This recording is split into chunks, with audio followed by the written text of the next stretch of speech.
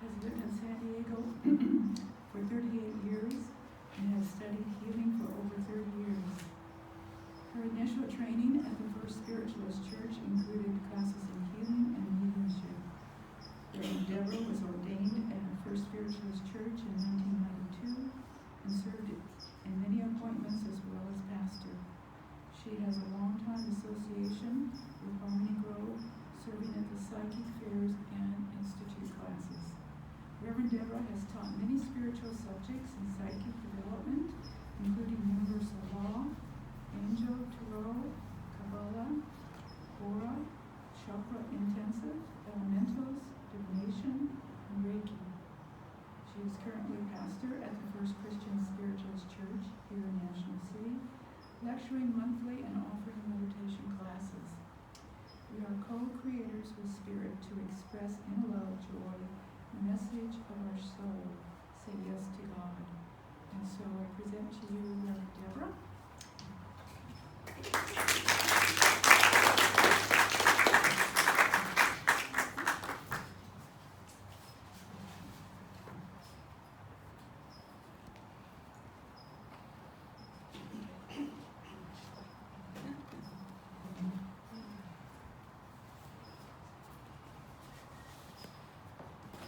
Thank you.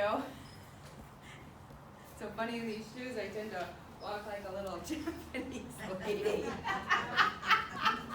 And I'm with a doggy on a stool with Susie. I was like, I felt my Simon passed over a few years ago, and Shasta recently passed. I just felt all the doggies all around the healing stool.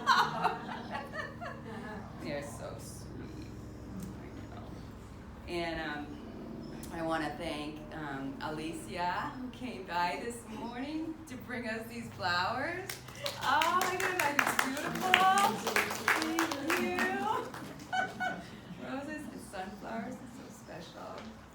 And we have just special people that are coming to church, and we really appreciate it. And I want to welcome Reverend Anthony for coming and sharing with us, and we're so excited about Dennis, who's going to play music for us. Yay! We get a lot of fun. So this morning, Spirit wanted me to talk about, they had, those of you who remember Reverend Milton Smith, and he did the gathering down on State Street, and then later at the Denny's in Claremont Square, and it's just spiritualists from all different churches and backgrounds would get together in a circle. There'd be a speaker, someone, and then we'd all go around the circle giving messages, and it was just so fun and so uplifting, and it was wonderful because we really got into a spiritual community that way, and I'm real happy that we're doing something like that here now on Tuesday night. So that's really special.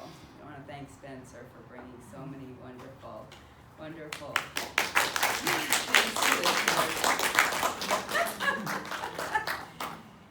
And so this is actually what I spoke about in 2006. Hello. Lovely to see you again. They Spirit titled it, which is interesting. But we have in our lives, when we truly look about us, so many beautiful things to enjoy.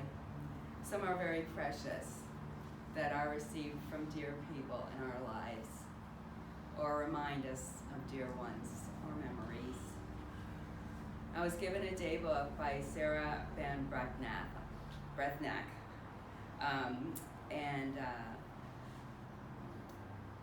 and read for May 28th, titled By Love Possessed. Each day there's like a little topic, and it's very, very heartwarming. Do our possessions define our personalities? Or rather, as she believes, it's what we love that expresses our authentic selves. What surrounds you in your space at home? What possessions make you feel warm and fuzzy inside?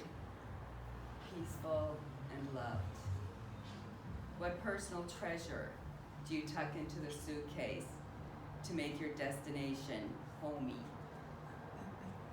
I discover what really talks to my heart when I prepare for a trip and want to travel light. For spiritual friends, I do choose a few rock crystals that keep tugging at me, a pendulum or tarot, and books. And now that's my challenge. Though I do pare down a bit on what is truly essential for what the adventure's focus is about, I inevitably reach for one or more tomes as I'm walking out the door, and actually, usually one about Egypt. For a few years I've been hearing the message to lighten up my possessions, and this year I've been thinking about it, and last weekend I was given the aforementioned book. I remember this is 2006. And it's titled Simple Abundance. Well, in the book department, I blame it all on my family. Genetics. As my mother, she had quite a library herself. And reading was one of her mother's favorite pastimes between all her many chores. My grandmother had things to do each day of the week. You knew what day it was by whether she was washing or cooking for the week or whatever. And but minutes in between that she could find, she'd always be sitting there with a book. That was her little getaway. And when mother finds a good read that she knows one of her children would be interested in, or she feels we should be interested in, she'd actually buy extra copies of the book. And at Christmas or birthday, we get a book bag, you know.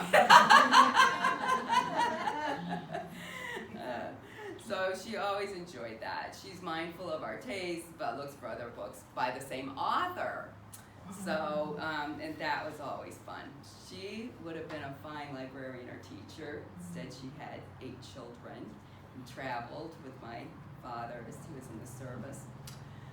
But hello, lovely to see you again. I feel welcomed home as I enter my abode again and see these friends sitting pleasantly on the shelves, waiting patiently to share their wisdom or insights with me. And when I visit others and see books about, I'm tempted to check out their titles. What kind of books does he read? Does she read? And what subjects captured the attentions of this person? What authors spark their interest and takes them away to an exciting, faraway land or time? I used to love when I was little reading about we had a series of little children in different countries in the world. And I'm going to spend some time with Carletta today. When I visit others and see books about, I'm tempted to check them out. So to me,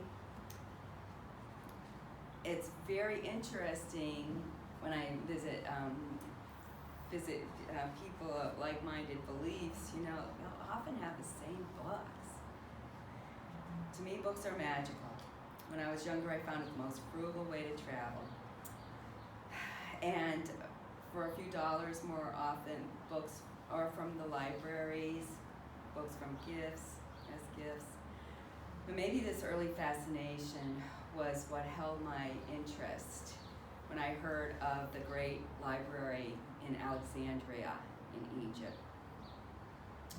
The greatest library of the world resided, founded by an ancestor of mine, Alexander the Great, in 332 BC.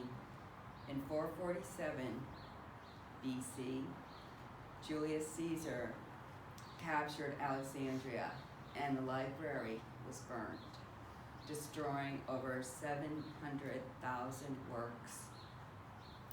Among them, the 33-volume History of Egypt, which Ptolemy I had commissioned the priest Manetho to write in Greek.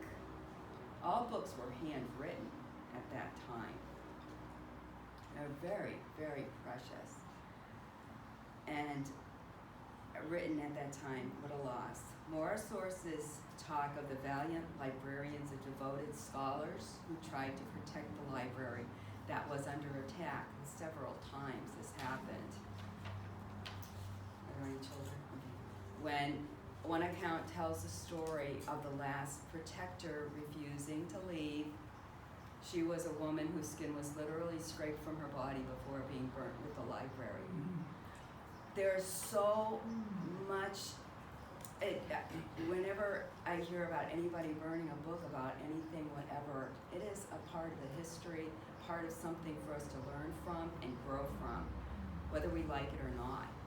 It's the way that we can hand legacies down, and for us to be aware of the wisdom that came before us. Okay. Before my 2001 trip to Egypt, I called Claudia Whitehead, the organizer of Wonderful Spiritual Journeys, a few times about our group visiting Alexandria. And Claudia figured out when we could be in Cairo with one full free day when we could visit Alexandria. And I was ecstatic. In a meditation, I recalled a life in Egypt of being a young boy playing in the streets of Alexandria and very happy. I really wanted to visit again. It was a rainy day that morning, and in the elevator going down to our buffet breakfast in a beautiful American hotel in Cairo, I heard a man say how they were going to visit Alexandria but will wait for sunnier weather, as it's cold on the Mediterranean Sea. I was not disheartened. I knew this was my one opportunity on this trip to go and see more of the country. Ptolemy the First's Pillar, Greco-Roman Museum, the catacombs, to name a few sites, and also fish lunch, which I couldn't eat. You know, they serve the whole fish. And they're very frugal with paper, so I only got one napkin, so I couldn't cover the head. We did get rice on the side, so I asked for extra rice. I thought, this woman is crazy. Okay, couldn't do it. Anyway, but in the 4th century, Christianity was a major religion in the Byzantine Empire.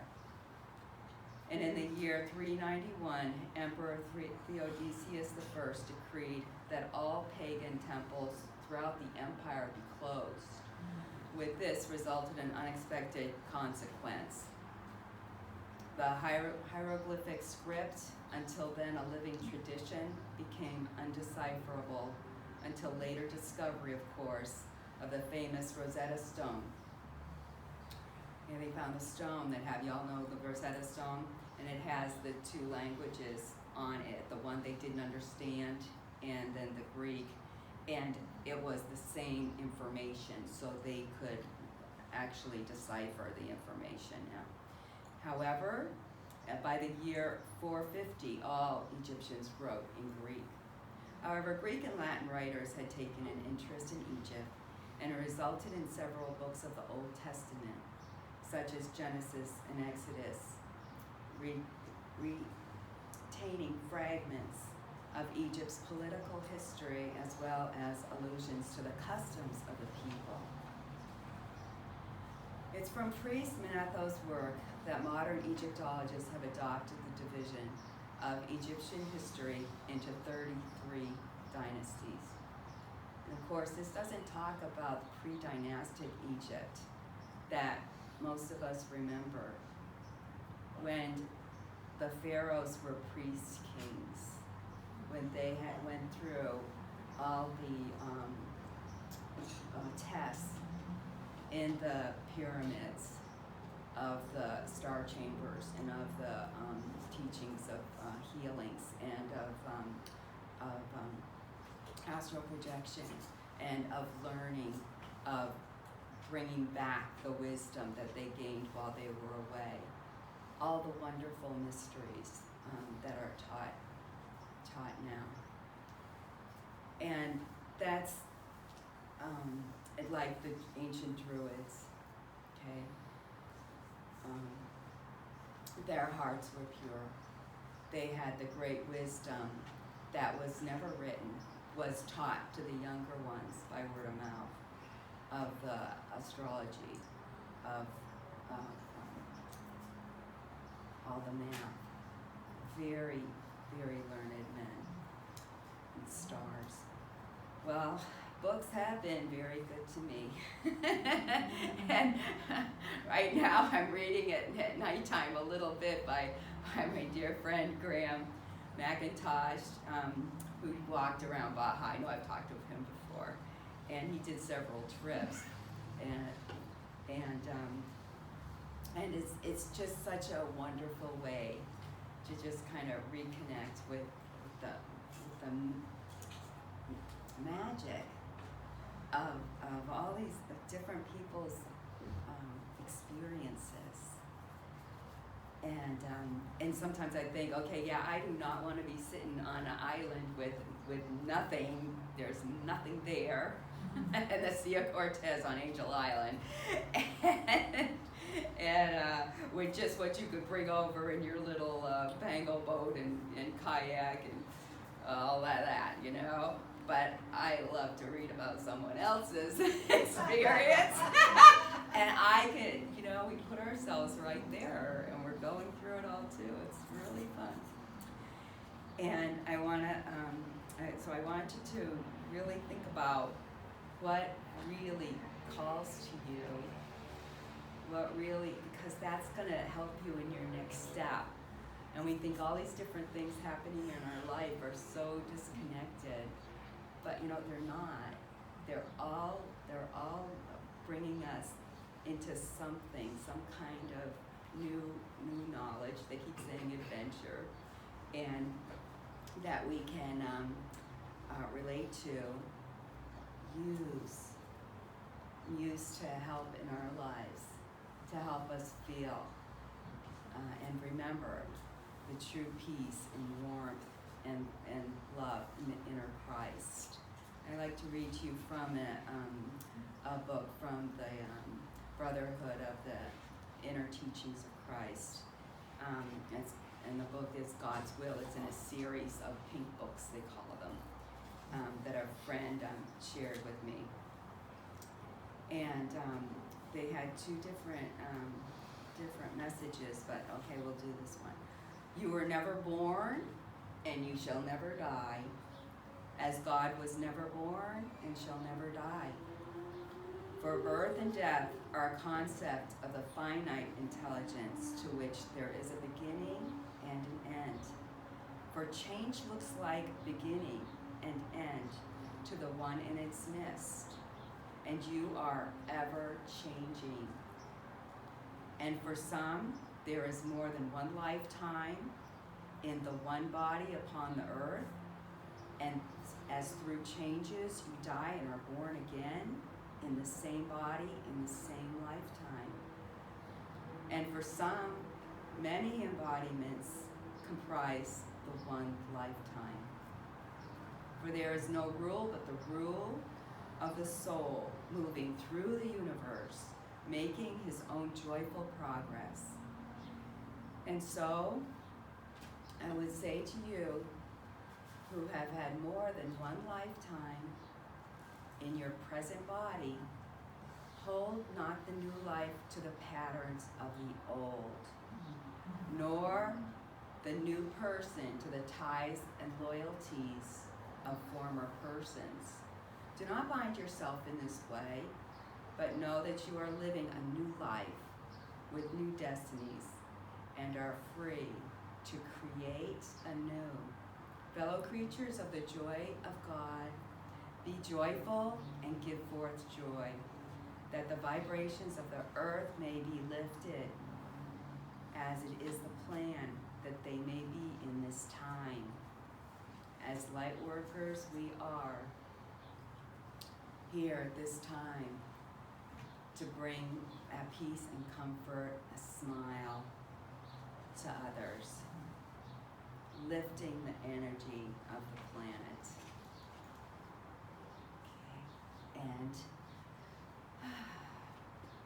and be at peace. I'd like to share with you a wonderful technique. A dear friend celebrated her birthday recently. Priscilla shared with the healing group that I've gone to, and so we're sharing now each month. Each of us is got to share something of our wisdom or our memories or our path. And so I'd like you to close your eyes, and as you breathe in as if you're filling a glass with water from a pitcher. So you're breathing in from the bottom up.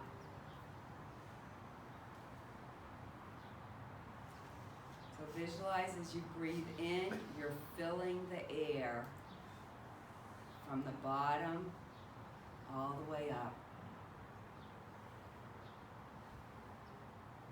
And then as you exhale, you're pouring it out from the top to the bottom.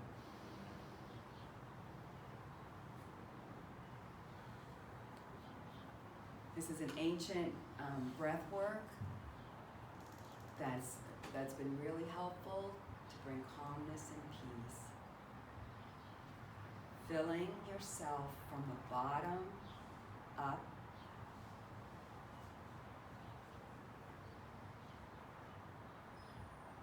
And releasing from the top to the bottom.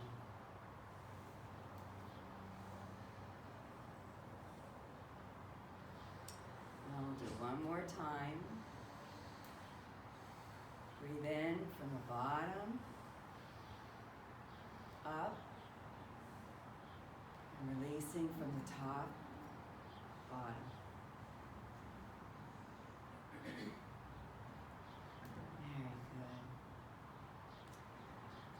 Well, God bless you all, and thank you all so much for being here today. Namaste.